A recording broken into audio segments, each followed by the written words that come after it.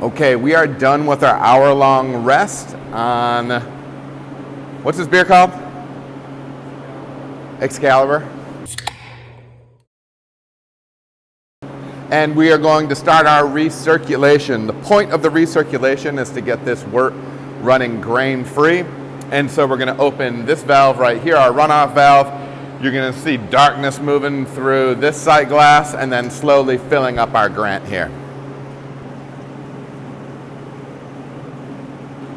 I'm going to start this pump up once this grant fills all the way up, and then I'll show you the recirc. I'm feeling unsure about this today. I don't know why. Maybe it's just because that mash is so thick, and it's thicker than usual, so it looks different, and so, I don't know. All right. We're moving pretty well here.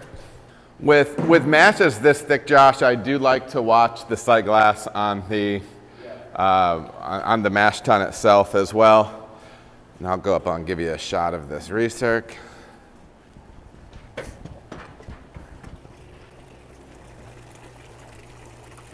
Right. Steam, steam. So we're recirculating that wort back up to the top of the mash, again, to get that free of grain. We do that for about 25 minutes. Then we're going to start lautering.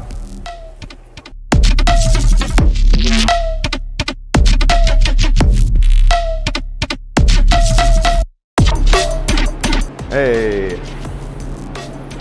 So I was just telling Josh how I have like these persistent paranoia feelings when I'm doing something out of the ordinary like this.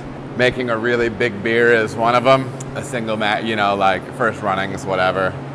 It's a lower, it's way more grain, it's a higher grist to water ratio. I just feel like it's not gonna work out. I'm about to test the amount of sugar that we have in here, and I'm worried that it's gonna be like enough sugar for like a 5% beer as opposed to like a 10.5% beer. Anyways, we'll see how it turns out.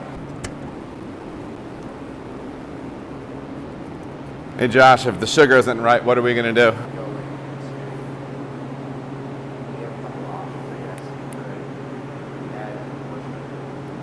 Yep, we could add more sugar, boil it longer, or we could just open every valve on every vessel, dump it all and go home. Oh, yes, I forgot about that. That is actually the best way. I read it's the best way to increase sugar levels. Sure, just destroying everything. I'm gonna see if I can make you see this. So, focus might not be super good. But that's what I see in there. There's a little scale. It might be a little bit fuzzy for you. It's a little bit fuzzy for me right now. Probably looking at close to 23, 24 Plato. So let's do our conversion. Doesn't look like we're going to have to dump anything yet.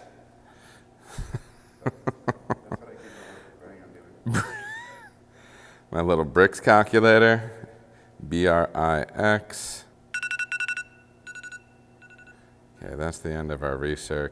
Yeah, 1099 right now. So yeah, and that's probably pretty representative, but we will take another gravity reading on this when we are all the way up full in the kettle, and that kettle's starting to turn over, so it's nice and mixed.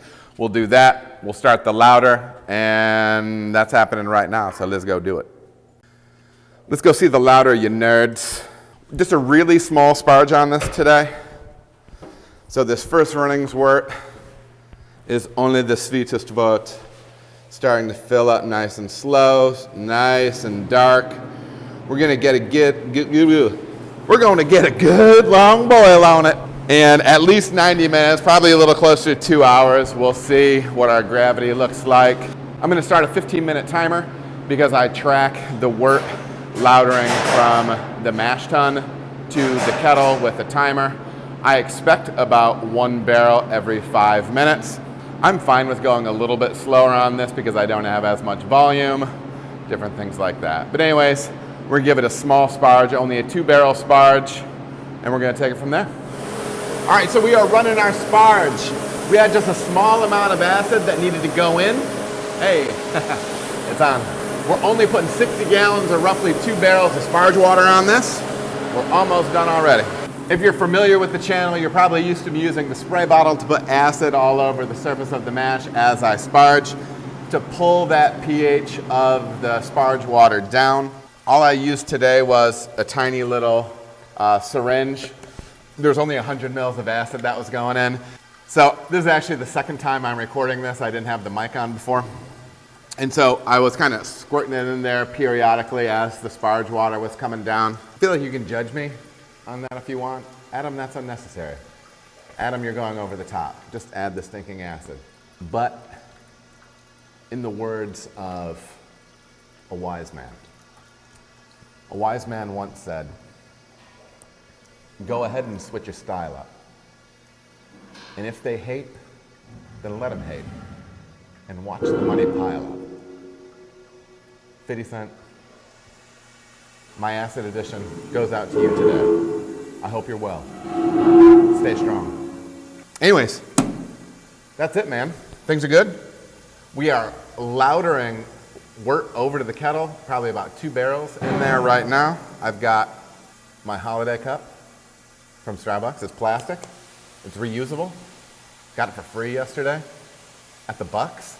I edit a fair amount of film there as I wait for my kids to wrap up after school stuff. And I have to imagine that other people see me making thumbnails of myself with those stupid faces and knowing that I'm a loser.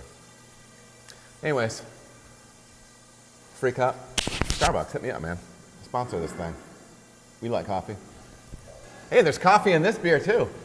Excalibur, Cartridge Brewing. We're gonna lauter, do our thing.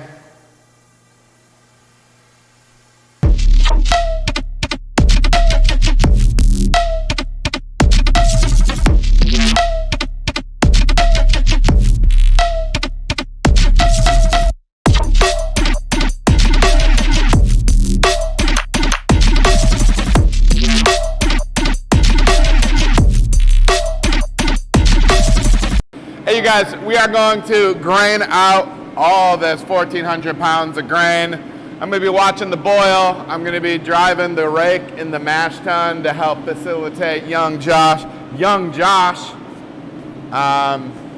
get that grain out, you know. It's going to be a longer boil. I don't have to add hops as soon as we hit boil on this. We're going to boil for at least a half hour beforehand because I did use Pilsner malt in there.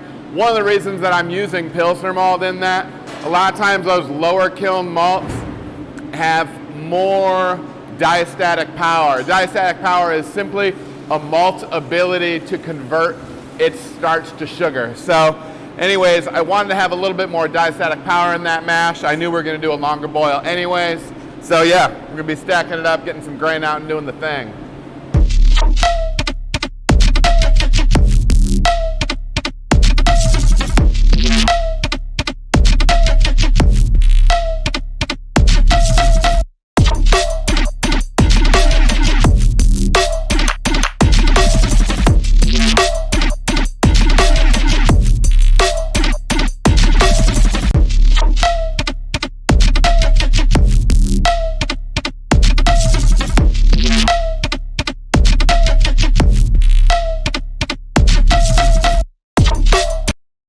All right, everybody, thank you so much for watching. If you feel as if you got any value out of the video, please like and subscribe. There are also other videos that you can watch. They're gonna maybe be over here or over here.